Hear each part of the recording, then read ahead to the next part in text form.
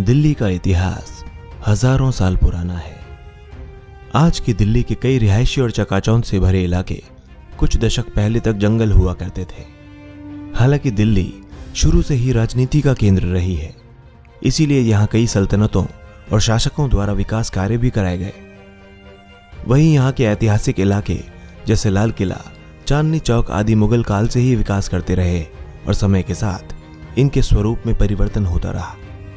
लेकिन सवाल उठता है कि इस खूबसूरत शहर की नींव कब और किसने रखी। तो आइए इन्हीं सवालों के जवाब ढूंढने के लिए चलते हैं दिल्ली के ऐतिहासिक सफर पर। 3000 साल पुराना इतिहास। बहुत से लोग इस बारे में नहीं जानते कि दिल्ली की स्थापना कैसे हुई। इसे लेकर लोगों के मन में कई प्रकार की धारणाएं हैं। इतिहास के आईने में देखें तो पता चलता है कि दिल्ली का जिक्र आज से 3000 साल पहले महाभारत काल से होता आया है। हालांकि उस समय इसे खांडव प्रस्थ के नाम से जाना जाता था, जो कालांतर में इंद्रप्रस्थ के नाम से जाना गया। खांडव प्रस्थ इलाके में ही आज की दिल्ली की नींव पड़ी। महाभारत की समाप्ति के बाद यह इलाका काफी हद तक बर्बाद हो गया था। कहा जाता है कि 50 ईस्वी में महाभारत काल के इन अवशेषों पर मौर्य शासकों ने शासन किया। धीलू नाम के राजा ने इस जगह का नाम बदलकर योगिनीपुरा कर दिया था। हालांकि राजा के बाद इसे दिल्ली कहा जाने लगा और शायद दिल्ली ही सालों बाद रूपांतरित होकर दिल्ली हो गए। तोमर वंश ने किया शासन। एक समय तोमर वंश के राजा अनंगपाल या बिलान देव तोमर ने इस जगह पर शासन किया था। माना जाता है कि 736 ईस्वी से 1180 ईस्वी तक तोमर वंश ने दिल्ली पर शासन किया। तोमर पांडवों के वंशज माने जाते हैं। हालांकि इस बात पर भी विवाद है। दिल्ली संग्रहालय में रखे गए दस्तावेजों से पता चलता है कि दिल्ली का इतिहास राजा अनंगपाल के क्षेत्र पर अधिकार करने से शुरू हुआ। उन्होंने गुड़गांव में अरावली पहाड़ियों पर सूरज कुंड के पास अपनी नई राजधानी बनाई, जिसे अनंगपुर नाम दिया गया। लेकिन राजा अनंगपाल ज्यादा दिनों तक वहां नहीं टिके और वापस दिल्ली आ गए। इन्होंने दिल्ली आने के बाद लाल कोट नामक एक शहर का निर्माण कराया। हालांकि इसके बाद तोमर ने अपने 10 पुत्रों को दिल्ली के आसपास के राज्यों पर राज करने के लिए भेज दिया था। वहीं दिल्ली के 18वें शासक राजा महिपाल तोमर को महिपालपुर बसाने का श्रेय जाता है। कहा जाता है कि तोमर वंश के आखिरी महाराज अनंगपाल तोमर तृतीय अपनी लड़की के पुत्र और अजमेर के राजा पृथ्वीराज चौहान को दिल्ली की देखभाल का जिम्मा सौंपकर तीर्थ को निकल गए थे। इस तरह से लालकोट को दिल्ली की पहली नगरी होने की ख्याति प्राप्त है। पुरातात्विक सर्वेक्षण भी इसी ओर इशारा करते हैं कि तोमर राजा द्वारा बसाया गया लालकोट शहर ही दिल्ली का पहला शहर था। वर्तमान मेहरौली के पास स्थित लालकोट शहर को अनंगपाल तोमर द्वितीय ने बसाया था। हालांकि उसके बाद पृथ्वीराज चौहान का इस पर नियंत्रण रहा। आज भी इस इलाके में लालकोट के खंडरों को देखा जा सकता है। कहा जाता है कि पृथ्वीराज चौहान ने 1164 ईस्वी में लालकोट के चारों ओर अपने शहर का विस्तार किया और इसे राय पिथौरा के नाम से जाना गया। हालांकि मुस्लिम आक्रांता मोहम्मद गौरी ने एक युद्ध में यहाँ के शासक पृथ्वीराज चौहान को हरा दिया और अपने गुलाम कुतुबुद्दीन ऐबक को यहाँ की देखभाल करने के लिए छोड़ दिया। गौरी की मौत के बाद कुतुबुद्दीन ने खुद को दिल्ली सल्तनत का सुल्तान घोषित कर दिया और गुलाम वंश की स्थापना की। इसके बाद लालकोट को उसने अपनी राजधानी बना लिया। दिल्ली सल्तनत के दौरान विकास। दिल्ली सल्तनत के समय ही दिल्ली का विस्तार लालकोट से मेहरौली तक हुआ और इसे 14वीं शताब्दी में पुरानी दिल्ली कहा जाता था। दिल्ली सल्तनत में 300 साल के शासन के दौरान विभिन्न शासकों द्वारा दिल्ली में 5 शहर बसाए गए। सबसे पहले कुतुबुद्दीन ऐबक द्वारा 1192 ईस्वी में सूफी संत शेख ख्वाजा कुतुबुद्दीन बख्तियार काकी की याद में आज की दिल्ली की धरोहर कही जाने वाली कुतुब मीनार का निर्माण शुरू कराया। हालांकि जब तक कुतुब मीनार तैयार हो पाती तब तक ऐबक दुनिया को अलविदा कह चुका था। बाद में इल्तुतमिश ने इसका निर्माण पूरा कराया।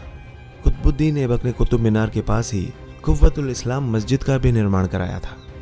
दिल्ली सल्तनत में शासकों ने अपने राज्य का विस्तार किला राय पिथौरा से शुरू किया था। वहीं गुलाम वंश के खात्मे के बाद मामलूक वंश के जलालुद्दीन खिलजी द्वारा 1290 ईस्वी में मेहरौली और कुतुब इलाकों के आसपास निर्माण कार्य जारी रहा। जलालुद्दीन खिलजी ने अपनी राजधानी वर्तमान महारानी बाग के पास स्थित कीलो खेड़ी को बनाया।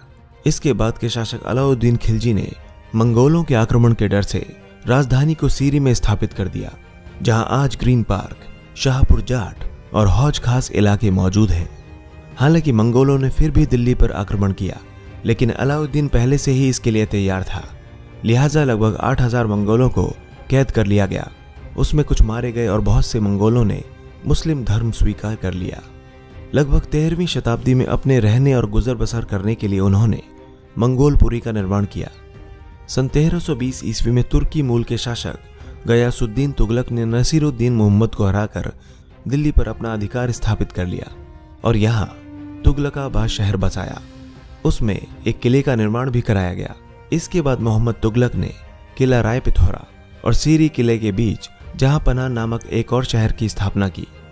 इसके बाद तुगलक वंश के एक और शासक फिरोज शाह तुगलक ने दिल्ली में फिरोजाबाद या कोटला फिरोज शाह शहर बसाया, जहां वर्तमान में फिरोज शाह कोटला स्टेडियम है।